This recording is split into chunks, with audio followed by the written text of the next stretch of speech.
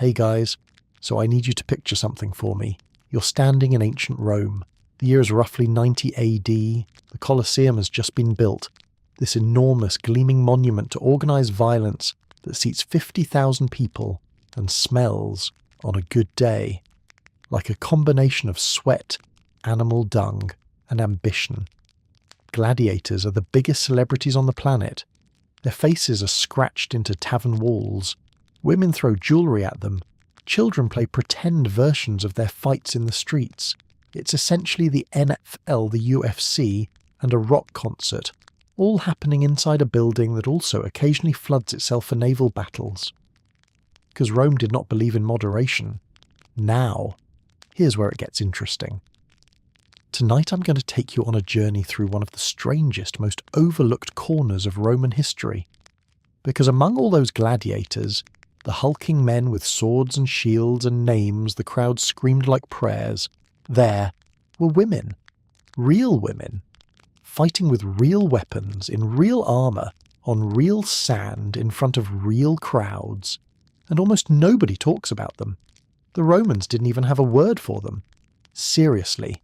The most organised, bureaucratic, label-obsessed civilization in the ancient world, the people who invented legal categories for everything from road widths to inheritance disputes, never bothered to create a word for female gladiator. That's how much they didn't want to acknowledge these women existed. And yet, the Roman Senate passed not one but two separate laws specifically banning upper-class women from fighting in the arena, which tells you everything you need to know. You don't ban something nobody's doing. Tonight you're going to find out what their diet looked like, and I promise you, it would make every modern nutritionist quietly weep into their protein shake. You're going to learn why the training was designed to make you fat on purpose. Why most famous female gladiators in history fought to a draw, and we only know their stage names. Why one emperor made women fight by torchlight in the middle of the night. And why, after roughly 150 years, another emperor looked around, heard one too many crude jokes, and shut the whole thing down forever. So settle in, get comfortable, because tonight you're not just hearing about these women, you're becoming one of them. And trust me, you wouldn't have survived. But before we step back 2,000 years, let's get you settled first. Go ahead and turn off your lights if you haven't already. Draw your curtains. If you like a fan or some white noise in the background, now's the time. Get under the covers, adjust your pillow, find that position where everything feels just right. There's no rush. We have all night. And if you feel like it, drop a comment and let me know where you're listening from tonight and what time it is where you are. I always love seeing how many of us are scattered across different time zones, all winding down together. It's always 1 a.m. somewhere. And if this is your first night here, welcome. You found the right place. You're going to sleep well tonight. All right, let's begin. Tonight, you are a woman in Rome. The year is somewhere around 90 AD, give or take. You don't know the exact year, obviously. You're not walking around with a calendar in your pocket. Time, for you, is measured in seasons, in market days, in the length of shadows on the ground.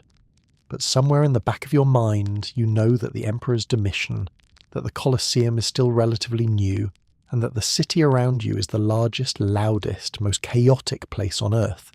You are a freedwoman, a liberator. That means you were once a slave, and now you're not. Someone freed you. Maybe your former owner died and it was written into his will. Maybe you bought your freedom coin by coin over years of quiet. Patient saving, maybe someone simply got tired of feeding you. The reason doesn't matter anymore. What matters is that you're free. Technically. Because here's the thing about freedom in ancient Rome. It's not what the word means today.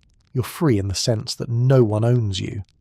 But you're not free in the sense that you have money, or a home, or a family, or any particularly clear idea of what happens next. You have the clothes on your back. You have a name that marks you as a former slave.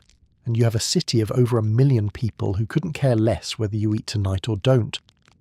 Rome is enormous. It's loud in a way that modern cities aren't. There's no hum of engines or electronics, but there's something worse. The sound of 1 million people all doing things at once. Cartwheels on stone, vendors shouting, dogs barking, hammers clanging from a blacksmith shop. Somewhere, a woman is yelling at someone named Gaius, and Gaius is yelling back, and neither of them shows any sign of stopping. The air smells of bread from the bakeries, of urine from the fullers who use it to clean cloth, of roasting meat from the thermopolia on every corner, and underneath all of it, the faint permanent tang of the Tiber, which is less a river and more an open sewer that Rome has collectively agreed to ignore. You're standing in one of the narrower streets near the Subura, the poorest, most crowded district in the city. The buildings rise 5, 6, 7 stories above you. Rickety insulae, apartment blocks built so cheaply that they collapse with alarming regularity. The street is barely wide enough for 2 people to pass without touching. The sunlight doesn't reach down here. It's warm, but the air is heavy, and there's a dampness to the stone walls that never quite goes away. And you're hungry. Not the kind of hungry where you think, I should probably eat something. The kind of hungry where your stomach has stopped growling because it's given up on you. You worked yesterday carrying amphoras at the docks, but that was yesterday, and the few coins you earned went to a corner of floor space in someone's ground-level room, because sleeping on the street in Rome is a good way to wake up with fewer belongings than you started with. Assuming you wake up at all. You need money. You need stability. You need something that a freed woman with no connections and no family cannot easily find in the greatest city on earth. And that's when you hear about the arena. You've been hearing the rumours for weeks. In the tabernae, where you go to sit in the warmth when you can't afford food, the men talk about the arena the way they talk about everything. Loudly, confidently, and with very little accuracy. But between the exaggerations and the ale-fueled boasting, certain facts emerge.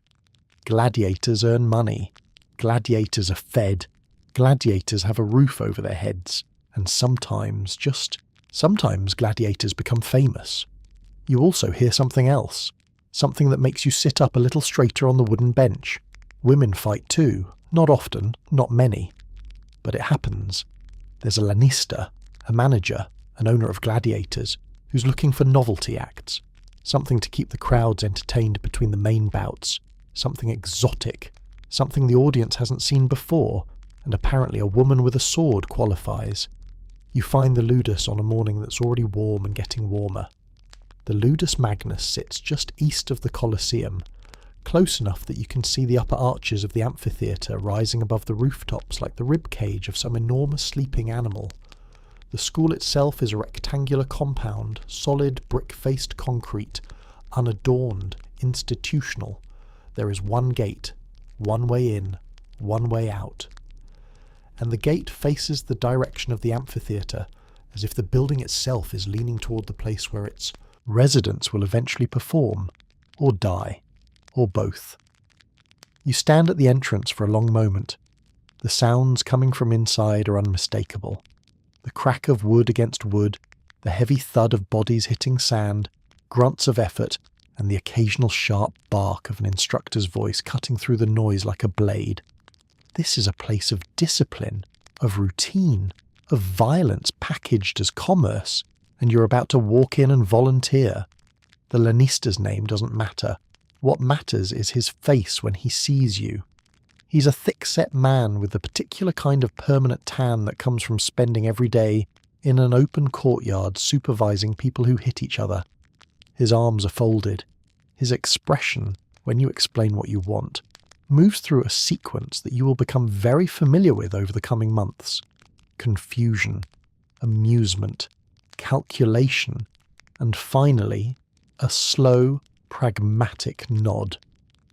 Because here's the thing, you're a novelty, and in Rome, novelty sells.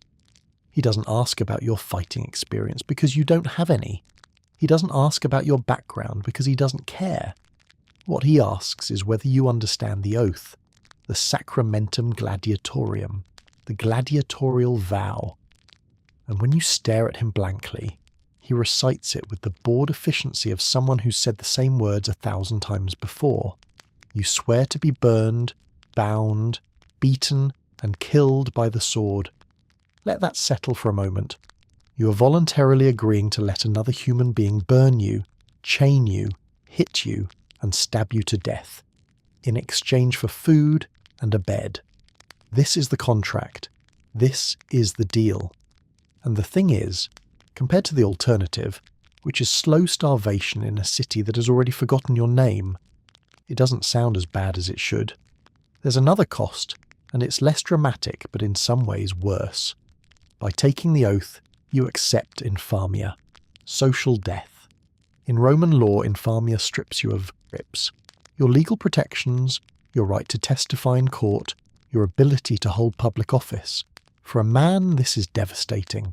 For you, a freedwoman, a former slave, a woman in a society where women already can't vote, can't hold office, can't represent themselves in court, it's almost laughable. You're losing rights you never had. The Roman legal system is punishing you by taking away things it never gave you in the first place. It's like being banned from a restaurant you were never allowed to enter. The lanista watches you absorb this. He's seen it before, the calculation, the quiet weighing of one kind of suffering against another. He doesn't rush you. He knows what your answer will be. Everyone who walks through that gate already knows their answer. The question is just a formality. The decision was made the moment hunger outweighed fear. You nod, and just like that, you belong to the Ludus. The first thing you notice is the gate closing behind you. It's not dramatic. There's no clang, no ominous thud. It's just a heavy wooden door swinging shut with the casual finality of something that happens dozens of times a day. But the sound of it reaches something in your chest, and you feel it there. A quiet tightening, a small rearrangement of the world. You're inside now, and inside is a word that means something different here than it does anywhere else. The Ludus Magnus is the largest gladiator school in Rome. Emperor Domitian built it just a few years ago, right next to his gleaming new amphitheatre, because Domitian was the kind of ruler who believed in efficiency. Why make gladiators walk across the city when they could simply walk underground? A tunnel, a proper subterranean corridor wide enough for armed men to march through in formation, connects the Ludus directly to the Colosseum. You can't see the tunnel from here, but you can feel its presence. Somewhere beneath your feet there's a passageway that leads straight to the sand. The school is arranged around a central courtyard, and in the middle of that courtyard is a small elliptical arena, a miniature version of the Colosseum itself, complete with tiered seating for about 3,000 spectators. That's right. People come here to watch you train. Practice, in Rome, is a spectator sport.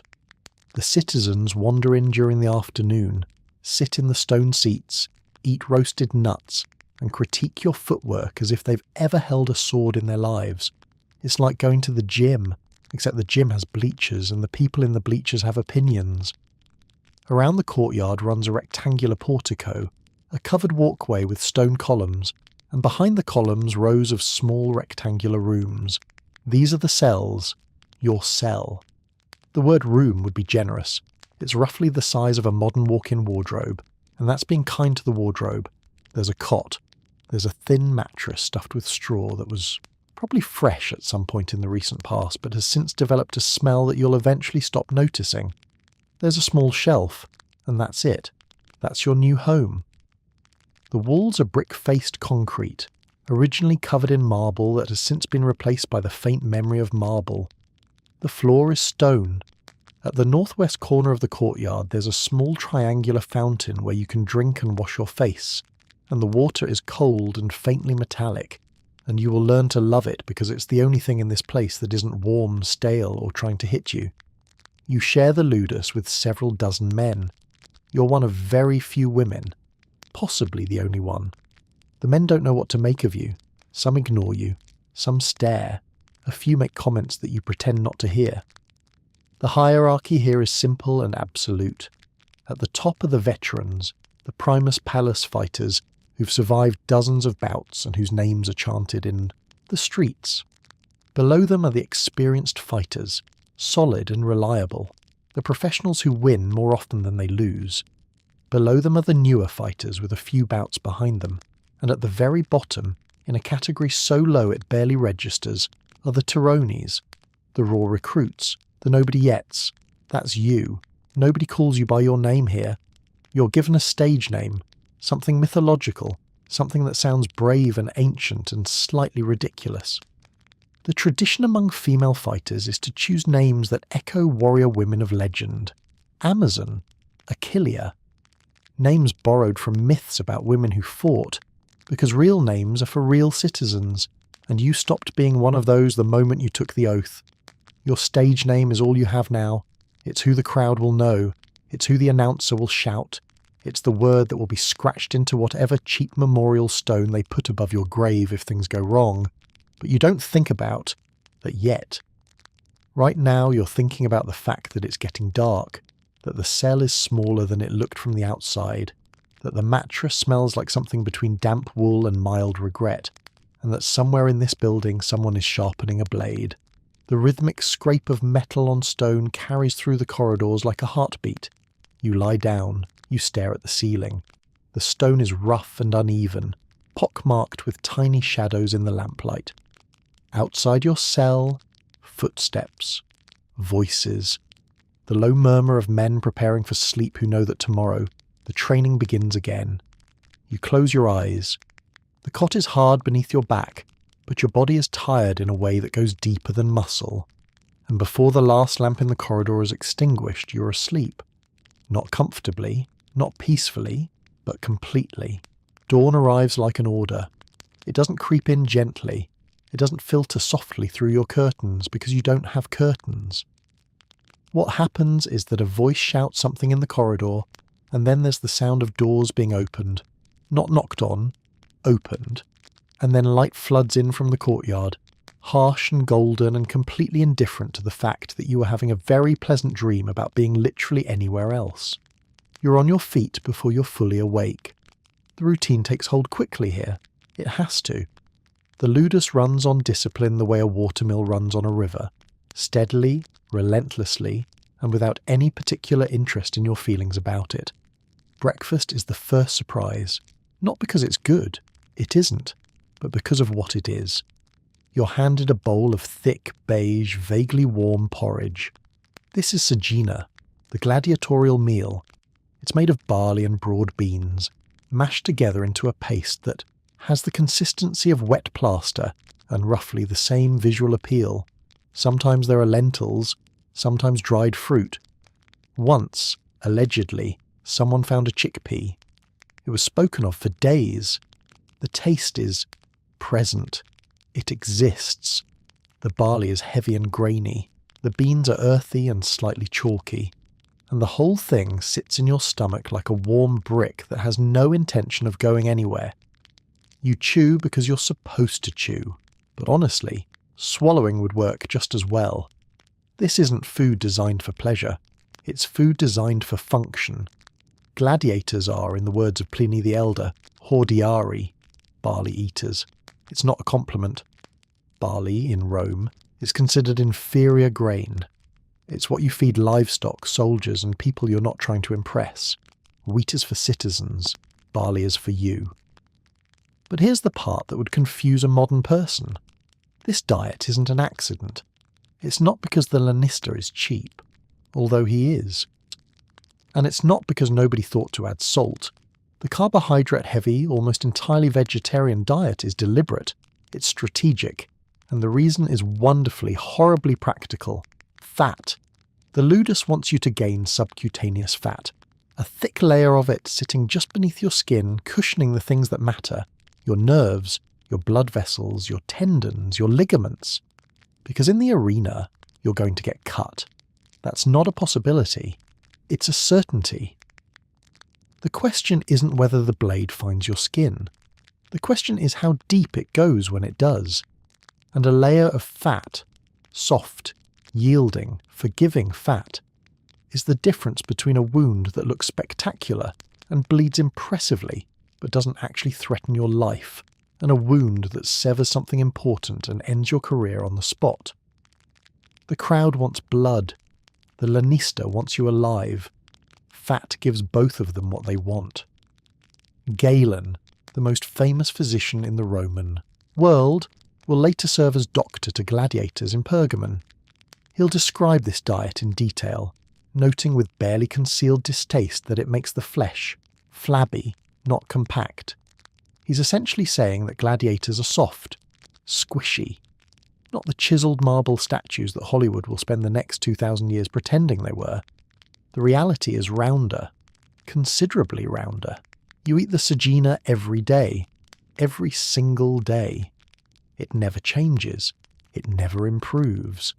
It is the same beige, heavy, quietly depressing bowl of grain and beans, morning after morning, in a rotating cycle of monotony that would break a lesser person's spirit but merely bends yours. You learn to eat without tasting. It's a useful skill. You'll use it for the rest of your time here. And then there's the drink. After training, which we'll get to in a moment, you're given a tonic. It's a mixture of plant ash, or sometimes bone ash, dissolved in vinegar. It tastes exactly like. You'd expect a mixture of plant ash dissolved in vinegar to taste, which is to say, it tastes like drinking a campfire that someone has been very rude to. Your face does something involuntary the first time you swallow it. The other gladiators find this entertaining. They watch the new recruits drink the ash tonic the way older siblings watch younger siblings try wasabi for the first time, with delight. But the tonic works. The ash is rich in calcium, and calcium is exactly what your bones need after the pounding they take in training. Modern archaeologists will eventually dig up gladiator bones in Ephesus, analyse them, and discover calcium levels far higher than the general population. The ash tonic was an ancient calcium supplement. Gatorade. If Gatorade was invented by someone who hated the concept of flavour. Now, the training. After breakfast, you're led into the courtyard. The practice arena is already busy. The doctors, the specialist instructors, usually retired, gladiators themselves, are positioned around the sand like chess pieces, each overseeing a different group. One is working with mumiones, the heavy infantry fighters. Another is drilling retiarii, the net and trident fighters, on footwork and distance management. And over in the corner, looking at you with an expression that suggests he drew the short straw this morning, is the doctor who's been assigned to train you. You're handed a rudis, a wooden practice sword. It's heavier than you expected. Deliberately so, the rudis weighs roughly twice as much as the real sword you'll eventually carry, because if you can swing the heavy one for 4 hours, the light one will feel like an extension of your arm. In front of you stands a palus, a thick wooden stake driven into the sand at roughly head height. This is your opponent for the next several weeks. It doesn't fight back, which is both its best and worst quality. Best, because you're not going to get hurt. Worst, because it's desperately boring, and your arms are going to ache in ways you didn't know arms could ache. You swing. The rudis connects with the palus, and the shock travels up through your wrist, your forearm, your shoulder, and settles somewhere between your shoulder blades like a small angry animal. You swing again, and again, and again. The doctor watches. He corrects your stance, your grip, the angle of your elbow, the position of your feet. Everything you're doing is wrong, and he tells you so with the cheerful directness of someone who has spent a lifetime being honest about violence. You're being taught the provocator style. It's a fighting form that uses a medium rectangular shield, a straight sword, a single greave on the left leg, and a manica, an articulated arm guard, on your sword arm. The shield is your life. The sword is your argument. The greave protects the leg you lead with, and the manica keeps your fighting arm intact, because a gladiator without a sword arm is just a person standing in sand waiting for something bad to happen. By midday your arms are shaking, not trembling, shaking the way a tree shakes in a storm, visibly and without any pretense of control. Your palms are raw, your shoulders burn, your lower back has developed a persistent, dull ache that will become your closest companion for the foreseeable future. And the doctor tells you to do it again. So you do it again. Because that's what the Ludus teaches first, before it teaches you how to fight. It teaches you how to keep going when your body is begging you to stop. The spectators in the stands are eating roasted nuts, and watching you hack at a wooden post with the quiet satisfaction of people who will never have to do this themselves. Somewhere in the background, two experienced fighters are sparring with real weapons, and the sound of iron on iron rings across the courtyard like a bell. You listen to it between swings. It's the sound of your future, if you make it that far. And for a moment, despite the pain and the barley and the ash and the aching, you feel something that might, in the right light, from the right angle, be called hope. Then the doctor tells you your footwork is wrong. Again. Weeks pass. You settle into the rhythm of the ludus the way water settles into a groove, not because it wants to, but because gravity leaves it no choice. You wake before dawn. You eat the sagina. You train until your muscles feel like they've been replaced by warm sand. You drink the ash tonic. You train some more. You eat again. You sleep. And then you do it all over again, and the days begin to blur into each other like beads on a string, each one identical to the last, distinguished only by the specific ways your body hurts. But the physical pain, the blisters, the bruises, the deep ache in your sword arm that never fully goes away, that's not the worst part. The worst part is what happens when you leave the training courtyard and remember that you exist in a world that has opinions about you. Roman society has very clear ideas about what a woman should be. A woman should be modest, covered, domestic, quiet if possible. She should manage a household, raise children, weave cloth, and generally behave in a way that doesn't make anyone uncomfortable. The ideal Roman woman is essentially invisible, present enough to fulfill her duties, absent enough to never draw attention. The poet Thaliusa wrote that the greatest compliment a Roman wife could receive was that nobody knew her name. That's the standard. That's the bar. And you have not just failed to meet it. You've picked it up and used it as a weapon. You are now infamis. The word carries weight in Latin the way an anchor carries weight in water. It drags everything else down with it. Infamia isn't just a social embarrassment. It's a legal category. It means you've been formally stripped of your reputation, your civic, dignity, and what few legal protections you had as a freedwoman. You cannot testify in court. You cannot bring legal action against someone who wrongs you. You are, in the eyes of the law, not quite a person anymore. You're a performer, an entertainer, something to be watched and then forgotten. For a man, infamia is a heavy blow. Male gladiators occupy a strange, contradictory space in Roman culture. They're simultaneously despised and adored, outcast and celebrated, legally degraded and sexually idolized. The graffiti in Pompeii calls them the girl's delight. Women scratch their names into walls. Merchants sell clay figurines in their likeness. There's a grudging, confused admiration for male gladiators that softens the edges of their shame. You don't get that. For a woman in the arena, the admiration is replaced by something else. Disgust, fascination, and a particular kind of mockery that feels like it's been sharpened on a stone. The satirist Juvenal, Rome's most savage social critic, writes about women like you with a contempt so thick you could use it to mortar bricks. In his sixth satire, he describes high-born women training for the arena, grunting, sweating, thrusting at wooden posts, and his revulsion is palpable. They've abandoned their sex, he says, abandoned their duties, abandoned their dignity. They are unnatural, grotesque, a symptom of a civilization that has lost its way. Juvenal is, in many ways, ancient Rome's meanest commentator. If he were alive today, he'd have a podcast with 40 million downloads and a comments section that required therapy. His contempt isn't reserved for gladiatrices specifically. He despises pretty much everyone. But there's a special venom in the way he writes about women who step outside their prescribed roles. You can feel his discomfort. You can feel the threat he perceives. A woman with a sword isn't just unusual. She's destabilizing. The Senate felt the same way. In 11 AD, they passed a law banning freeborn women of rank from fighting as gladiators. In 19 AD, they did it again, extending the ban to include women under the age of 20. The fact that they had to pass the law twice tells you everything. It didn't work. Women kept doing it.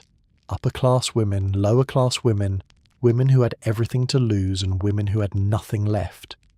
The Senate kept banning them, and they kept showing up. It's like a very ancient, very violent version of a regulation that nobody enforces because nobody can figure out how.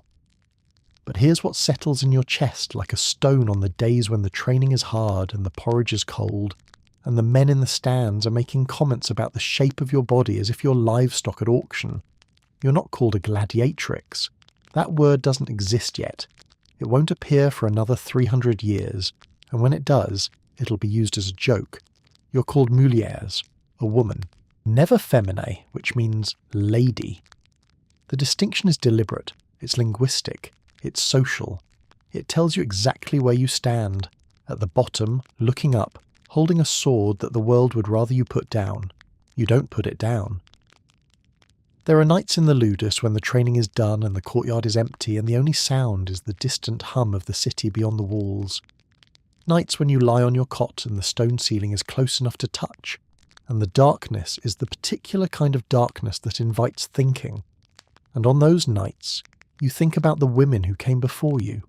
You've heard their stories, not from official sources. Nobody writes biographies of female gladiators. Nobody commissions statues or composes poems. The stories come the way most stories come in Rome, through gossip, through rumour, through the half-remembered accounts of people who were there, or who knew someone who was there, or who once met someone in a tavern, who claimed to have been there. The earliest stories go back to Nero, 25 years or so before your time, when the emperor was still young and the empire was still pretending to be sane. Nero organised a gladiatorial spectacle to impress King Tiridates I of Armenia. It was a diplomatic gesture, a show of Roman power and Roman excess, and among the fighters that day were Ethiopian women.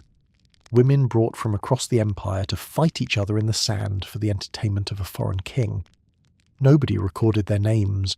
Nobody asked for their stories. They fought. They bled.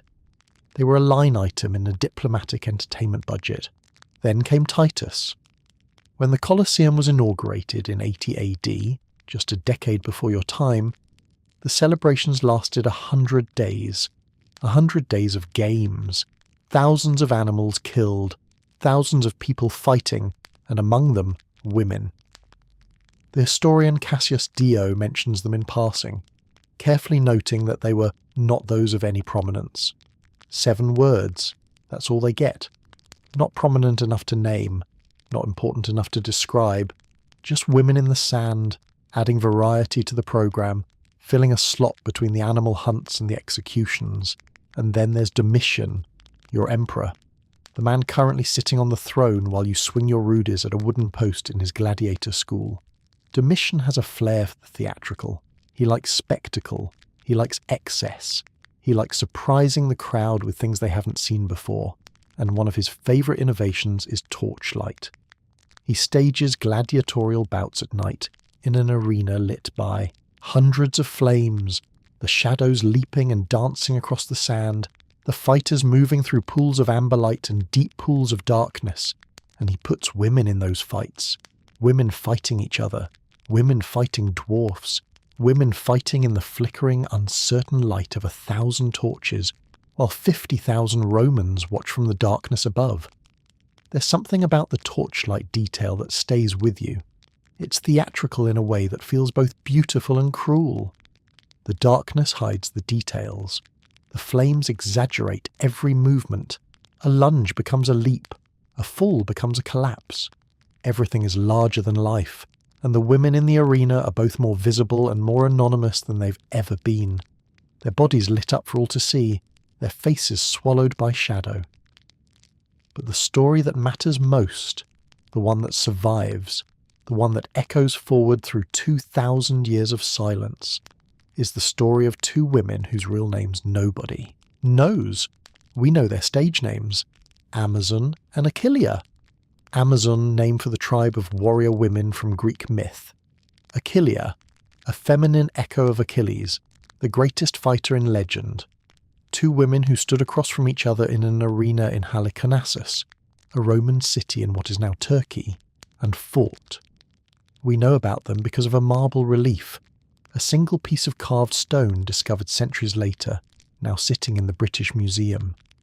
It shows two figures facing each other in combat stance, each holding a rectangular shield and a short sword.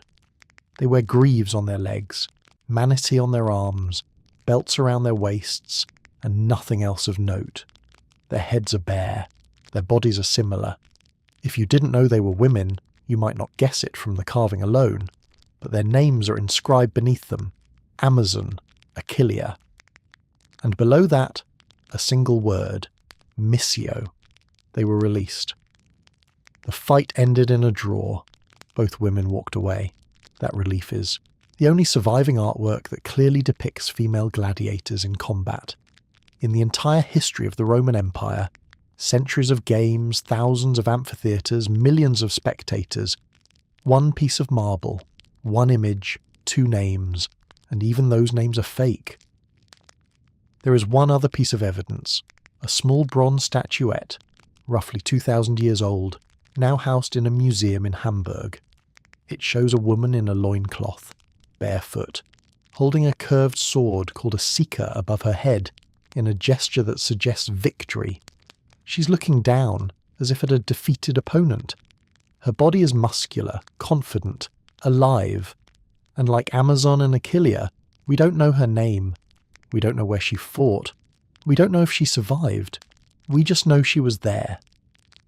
You think about these women on the nights when the ceiling feels too close and the future feels too uncertain. You think about the fact that history was written by men who disapproved of everything you're doing, and so the names of women like you were never recorded, were never preserved, were never considered worth the ink. And you wonder, lying there in the dark, whether anyone will remember you, whether anyone will carve your name into stone, whether 2,000 years from now someone will know you existed. The answer, of course, is probably not. But you're not doing this for history. You're doing this because the alternative was worse, and tomorrow, when the voice shouts in the corridor and the light floods in and the routine begins again, you'll get up and you'll eat the barley and you'll pick up the sword. Because that's what you do now. That's who you are. If you're still awake and enjoying this, a quiet little like would mean a lot. It helps other restless people find their way here too. But only if you're genuinely enjoying this. Now, let's continue. Months have passed. You don't know exactly how many. Time in the Ludus is measured less in days than in bruises, in the slow progression of calluses on your palms, in the gradual thickening of muscle beneath the layer of fat that the barley has built. Your body has changed. Your arms are stronger than they have ever been. Your reflexes are faster. You can read an opponent's intentions in the shift of their weight, in the tilt of their shield, in the way their breathing changes just before they strike. You're not the same woman who walked through that gate. And now, finally, you've been told. You're fighting tomorrow. The news arrives without ceremony. The lanista tells you the way he tells everyone, with a brief, businesslike nod and a few words about the schedule. You're part of a program, an afternoon show at the amphitheatre.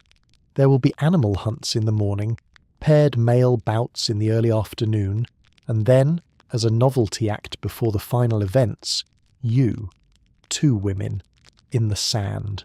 For the entertainment of the crowd. You don't know your opponent.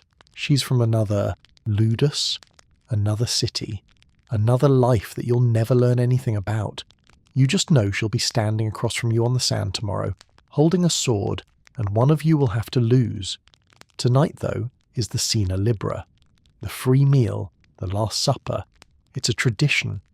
The night before a gladiatorial event, the fighters are given a feast, a proper feast, with food that makes the Sagina feel like a distant beige nightmare. There's meat tonight. Pork, roasted and glistening. Fish, grilled with herbs.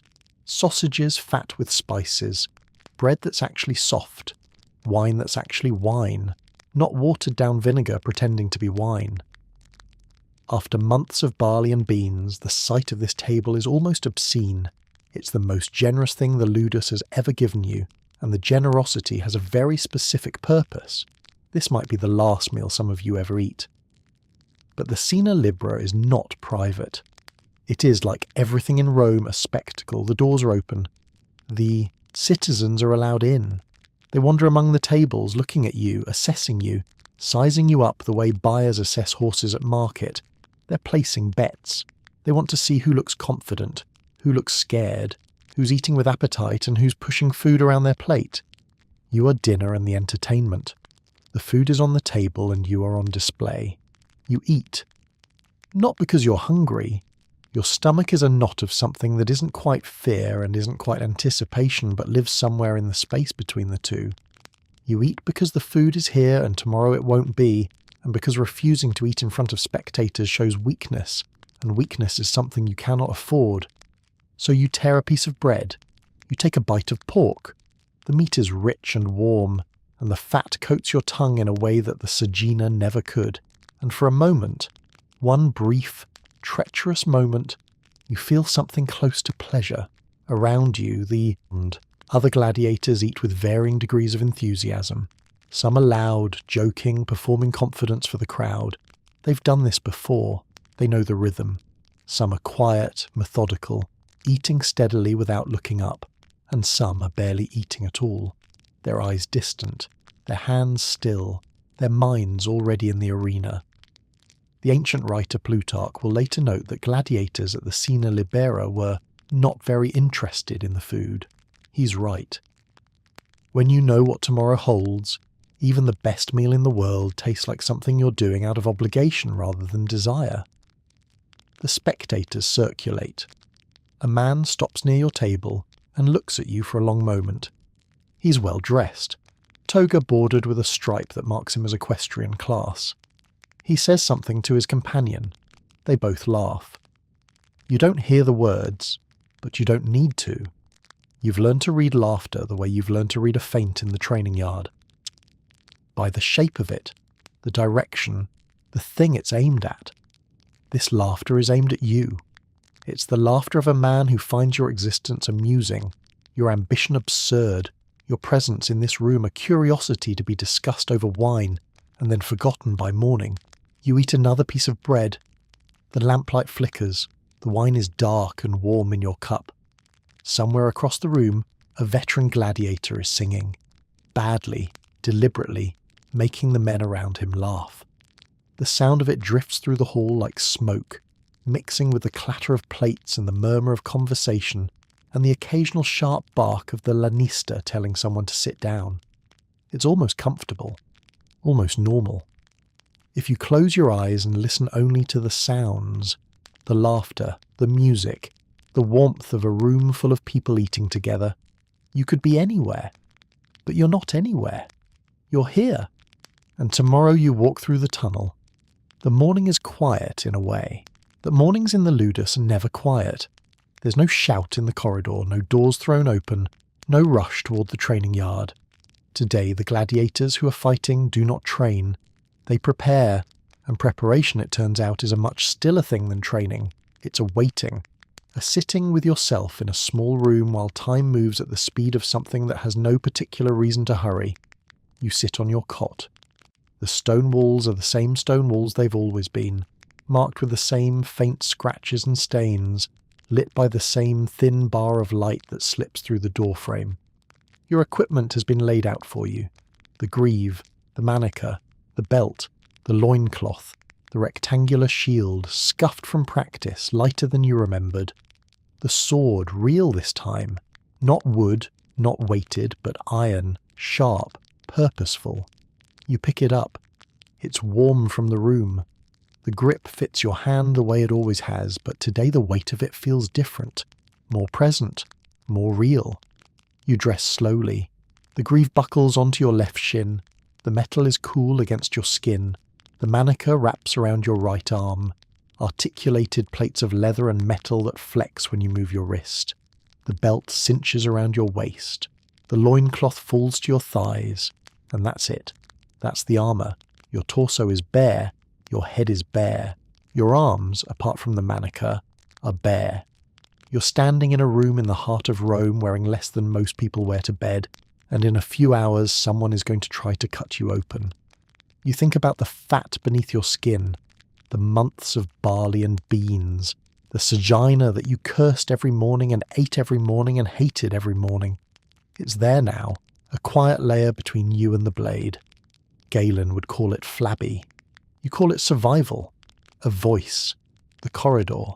It's time. You walk.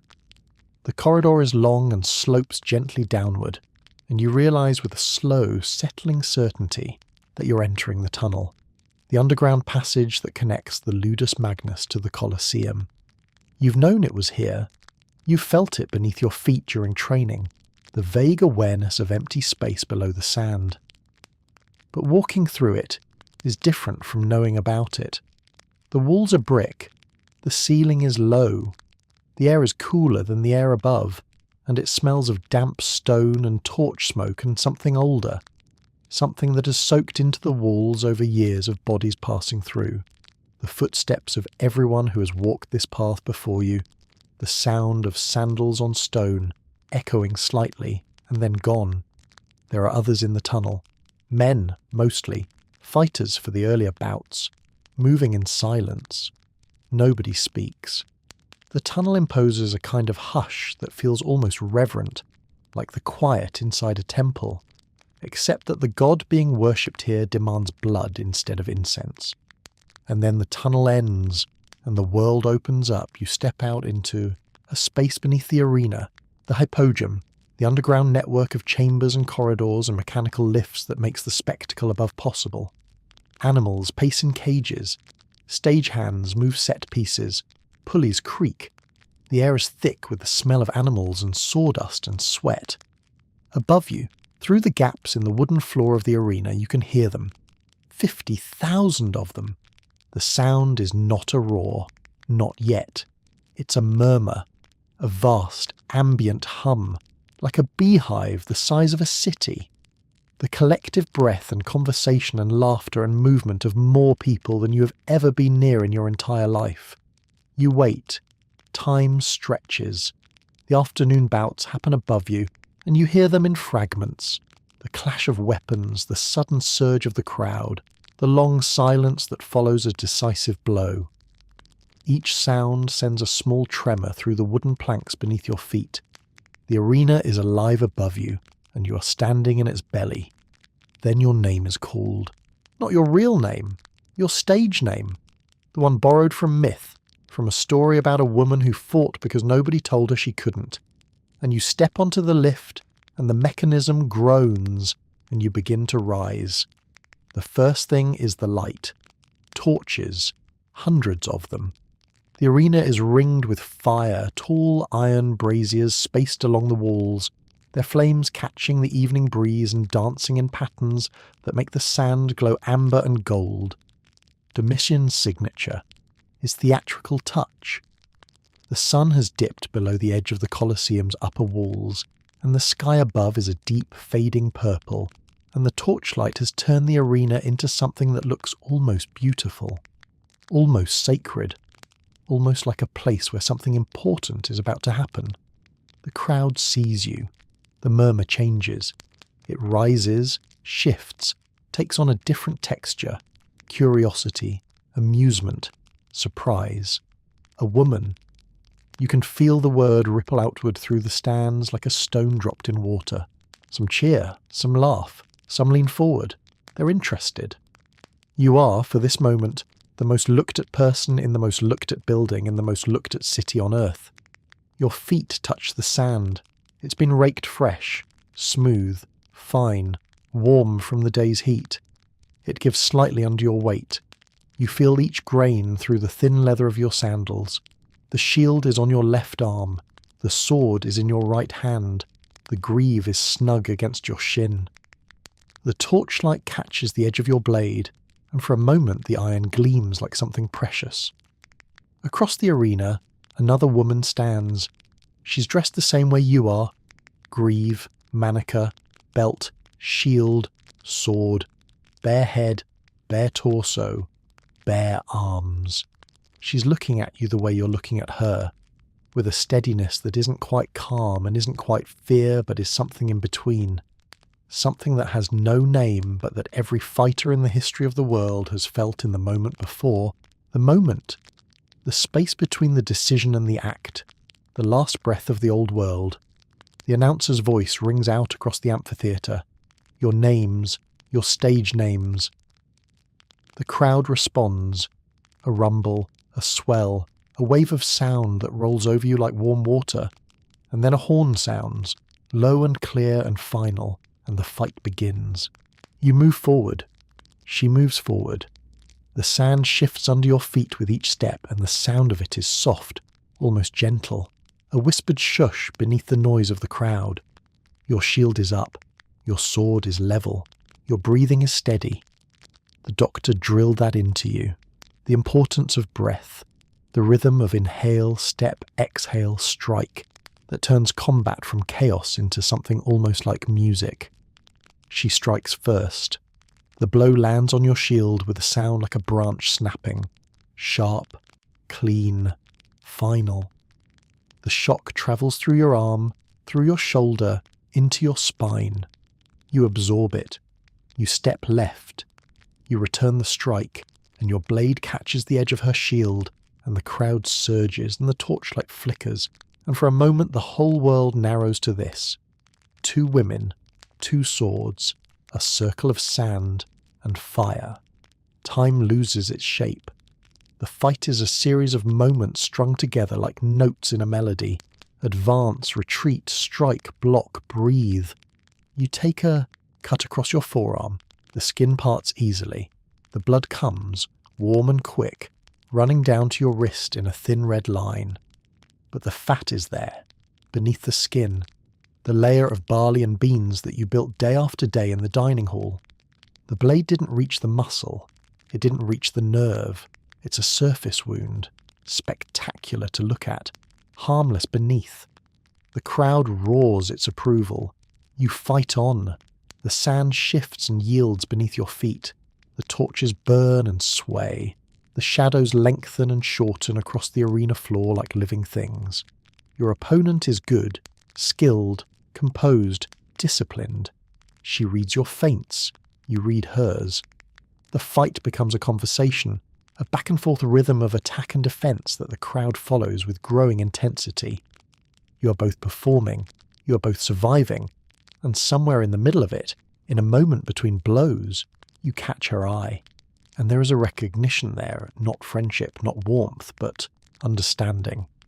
The understanding of 2 people doing the same impossible thing in front of a world that never wanted them here. The fight lasts longer than either of you expected. Your arms are heavy, your breath is ragged. The shield feels like it weighs twice what it did at the start. And then, in a moment of clarity, you see the opening. Not a killing blow, not a fatal strike, just an opportunity to press, to push, to force her back and back until she stumbles, and her knee touches the sand, and she lowers her shield and she raises one finger. The arena holds its breath. The editor, the sponsor of the games, sitting in his elevated box above the sand, looks to the crowd. The crowd is on its feet. The noise is enormous, shapeless, alive. Thumbs and hands and voices all saying the same thing. She fought well. You fought well. Let her live. Missio. She is released. You are released. The fight is over. You're both standing. You're both bleeding. You're both alive. And for a moment, in the torchlight, with the crowd still roaring and the sand still warm beneath your feet and the sword still in your hand, you feel something that you didn't expect to feel. Not triumph, not relief, something quieter than both, something closer to the feeling of having survived a storm and finding to your surprise that you are still standing. You walk back toward the tunnel. The torches flicker behind you. The crowd's noise fades slowly, like a tide going out. The sand is soft under your feet. Your blood is drying on your arm. And somewhere in the city above, the night is settling gently over Rome. The tunnel is cooler now. The brick walls are slick with condensation, and the torchlight from the arena behind you sends long, wavering shadows ahead of you down the corridor. Your footsteps echo softly. Left, right, left, right. The rhythm of your walking is steady and unhurried. and you let it carry you forward without thinking too much about where you're going, because where you're going is back to the Ludus, back to the cell, back to the cot with the straw mattress. And right now that sounds like the most comfortable place in the entire Roman Empire. A medicus, one of the school's physicians, is waiting at the end of the tunnel. He examines the cut on your forearm without much interest. He's seen worse. He's seen much worse. He cleans the wound with vinegar, which stings in a way that makes your whole arm tighten, and then applies a poultice of herbs and honey that smells like a garden after rain. He wraps it in linen. He tells you to keep it dry. He moves on to the next fighter. The care is efficient, impersonal, and oddly comforting. The comfort of a routine that exists regardless of your feelings about it. Back in your cell, you lower yourself onto the cot. The straw mattress creaks beneath you. The stone walls are dim and warm in the lamplight. You can hear the distant sounds of the city. A cart rolling over cobblestones. Dog barking. The faint laughter of people in a tavern down the street who have no idea what you just did. The air smells of lamp oil and old stone and, faintly, of the honey poultice on your arm. You lie there. Your body's tired in a way that goes deeper than muscle, deeper than bone. It's the tiredness of having done something enormous and survived it. The tiredness that comes after the fear has burned itself out and left behind nothing but warmth and weight and the slow, heavy pull of sleep. You think about the woman across the sand, your opponent. You don't know her name. You don't know where she came from. You know that she fought well, and that you fought well, and that both of you are alive tonight in a city that expected at least one of you not to be. Somewhere in another ludus, or another room, or another corner of this enormous, indifferent city, she's lying on her own cot, feeling her own tiredness, thinking her own thoughts, and neither of you will ever speak of this night to each other. But you'll both remember it. The torchlight, the sand, the sound the crowd made when the editor raised his hand, the word that meant you could breathe again. Missio. The lamp in the corridor is still burning. Its light flickers through the door frame and makes small patterns on the ceiling of your cell, shifting shapes, soft and golden, like the reflections of water on a wall. You watch them for a while. They move slowly. They have nowhere to be. And neither do you. Not tonight. Tonight you are alive, and you are warm, and you are still, and the world outside is quiet, and the world inside your cell is quieter, and somewhere between watching the lamplight and listening to the silence your eyes begin to close, your breathing slows, your hands uncurl, the tension in your shoulders, the tension that has lived there for months, coiled tight like a spring, always ready, always braced, loosens softly, gently, the way a fist opens when you stop, remembering to hold it closed. The cot holds you. The darkness holds you. And Rome, vast and ancient and careless, holds you too, in its own indifferent way, the way a river holds a stone, not gently, not with kindness, but with the steady, patient weight of something that will be here long after you're gone. You sleep. 100 years after your time, more or less, an emperor named Septimius Severus will stand up and end it. He'll ban all female gladiatorial combat, reportedly because the jokes directed at prominent women during a public contest became too crude, too public, too embarrassing for a ruler who prided himself on dignity. And just like that, the era of the gladiatrix will be over, not with a dramatic final bout, not with a heroic last stand, but with a bureaucratic decision made by a man who was embarrassed, signed into law, and enforced just enough to make the spectacle disappear. The women who fought in the arena will be forgotten. Their names, their real names, the ones they were born with, the ones their mothers called them, will not survive. History was written by men who disapproved of what these women did, and disapproval is a powerful eraser. It turns people into footnotes. It turns bravery into curiosity. It turns a life into a single line in a text that most people will never read. What survives is this, a marble relief in a museum in London, showing two women who fought to a draw and were both released. a bronze statuette in a museum in Hamburg showing a woman holding a sword above her head in victory. A handful of sentences in ancient texts written by men who couldn't quite decide whether these women were brave or insane, or simply an embarrassment to civilization. And the laws that were passed specifically to stop them. Because you don't write laws against things that don't exist. You existed. Women like you existed. And if nothing else survives, not your name, not your story, not the particular way, the torchlight caught your blade on the night you fought in the Colosseum, the fact that Rome tried so hard to erase you is, in its own way, the most enduring proof that you were there.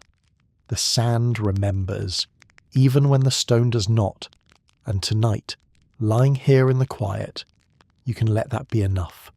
You can let the torches dim, you can let the crowd fall silent, you can let the arena empty, and the tunnel darken, and the city settle, and the centuries pass, soft and unhurried, like sand falling through an open hand. There is nothing left to fight. There is nothing left to prove.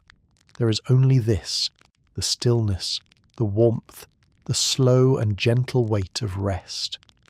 Thank you for spending another night with Slumberlore. If this story helped you relax tonight, sharing it with someone who struggles to sleep might just change their night. But only if you genuinely think it might help them. Good night, sleep well, and I'll be here whenever you need me.